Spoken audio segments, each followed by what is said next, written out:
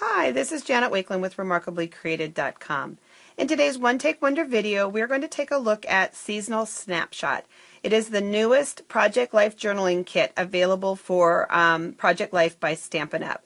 You are going to love this kit. If you are not familiar with Project Life by Stampin UP, it is a partnership between Becky Higgins, the founder of Project Life, and Stampin UP. We do have some unique key features to our Project Life cards that I will show you, and our packaging.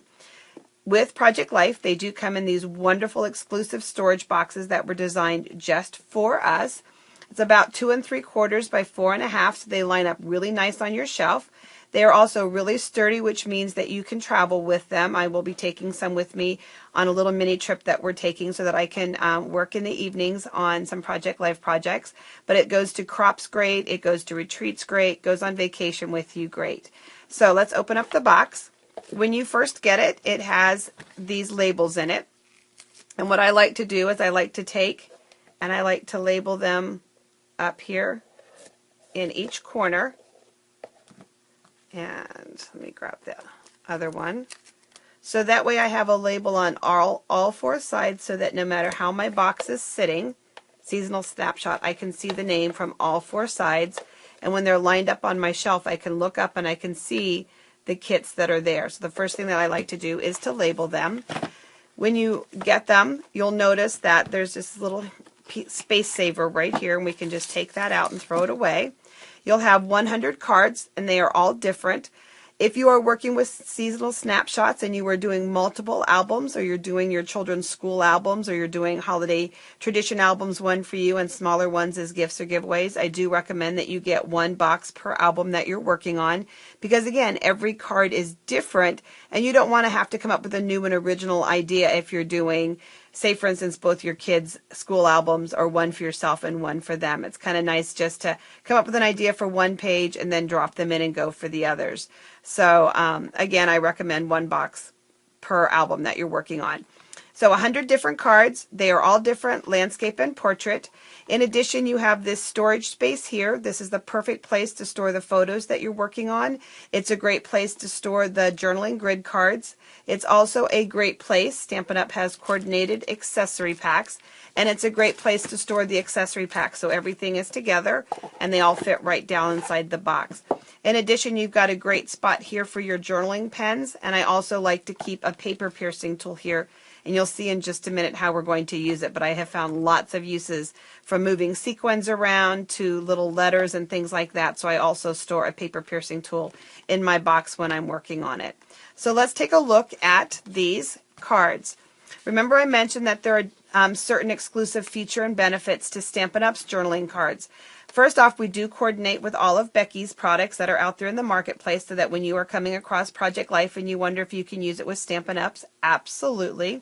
Second, our cards are square. All of the cards out there in the marketplace are rounded. We do sell a quarter rounder that cuts to the exact radius of the cards out there on the marketplace, so if you want everything to look rounded, that's great. I personally like the choice of having square that I can round as opposed to round that I can't square. And the reason being is photos come squared. And this way now I don't feel like I have to sit and round all of my photos. I can simply drop my cards in and my photos automatically match. So that's one of the benefits. In addition, because this is a product by Stampin' Up!, all of the colors used coordinate with our 48 colors and our 10 in colors. And that means that it also coordinates with our cardstocks, our inks, our ribbons, and our embellishments. So you're going to have a very cohesive line. And we do tell you what the colors are in these kits so that you can go ahead if you're interested in purchasing the markers or the inks or the papers and ribbons and things like that. So just some of the features and benefits. So together, let's take a quick look at all of the cards in this kit, and then I want to show you a really cool tip that I learned at convention for lining up letters. So first day of school, cute little photo that you can put in there, the pencils. You could actually journal on the pencils. Lots of places to journal, lots of colors. So this covers all of your fall holidays, back to school, fall ideas, Thanksgiving, and again, some go portrait. So even though these cards are the same, they're not the same because one is landscape and one is portrait. Some different grids. In the video that I did on Love Story, I gave you some ideas for altering them. So if you wanted to add additional color, change it up just a little bit, I gave you some ideas for altering cards. So you can look for that video on that blog post at remarkablycreated.com.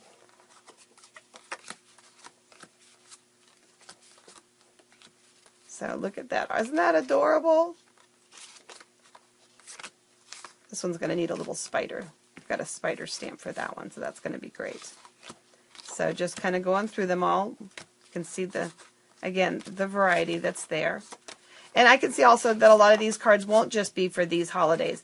This banner here could easily be for any party or celebration. Same thing here, generic outlines. So I can use this for a lot of different things. Another one that can be generically used, again, even though this says trick or treat, I can put a sticker over it and use this black and orange.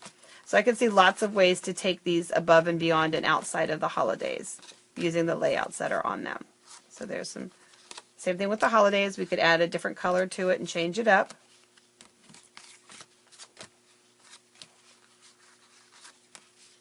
I can put a big old circle over that and change that card up real fast if I didn't want to. So I always want to make sure that you're thinking outside the box and not saying, oh, well, I don't need that set because it's just for Christmas or it's just for that. Nothing in paper crafting is just for anything.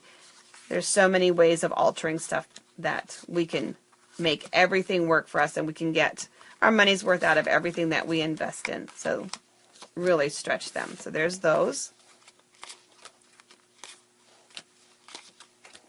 Love the banners on these. Just lots of fun. And of course you can always embellish them. And I'll show you the accessory kit in a minute. Holly Jolly. Little gingerbread. Little snow globe. Eat, drink, and be scary. Gobble, gobble. I like the gobble till you wobble. Sweater weather. Back to school. Oops. And then our 4x6 size. So you can see again, you have the choice of portrait or landscape. And again, just some nice generic ones that could be used in other layouts. Everything coordinates with Stampin' Up's colors and cardstock, so when you mix and match them with our cardstock, that's great.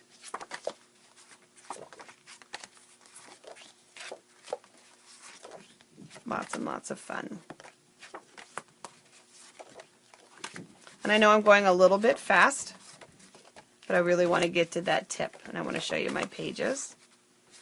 So, just again, really fun pieces.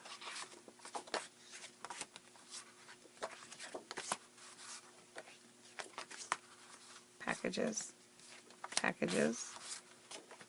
Lots and lots of possibilities. So that's that. And then the accessory pack. The accessory pack and the drilling cards are sold separately. So if you just want the accessory pack, you can get that. I love the acetate sheets in this one. Scare up some fun.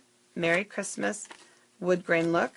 We have some self-adhesive stickers to use as embellishments on the projects for the 3 back to school, fall, trick or treat. And then we have letters, and that's one of the things that I'm going to use to show you the tip, and that'll be great for working on some of the different banners and things. We've got little snowflakes and sequins, and those are easily adhered with our self-adhesive transfer sheets or with a little dab of liquid glue. You've got some tiny little epoxy dots, and then just 4 little flat epoxy elements that you can add, and then washi tape in some of the fun colors. So before I show you my tip, let's just look at some pages real quick. This is my son's first day of kindergarten. And of course, this was a very long time ago since he is now graduated from college. One of the things I love about Project Life is it is helping me very comfortably get caught up on photos because it's just the drop-in system, and then I can journal as I need to. So just added the elements.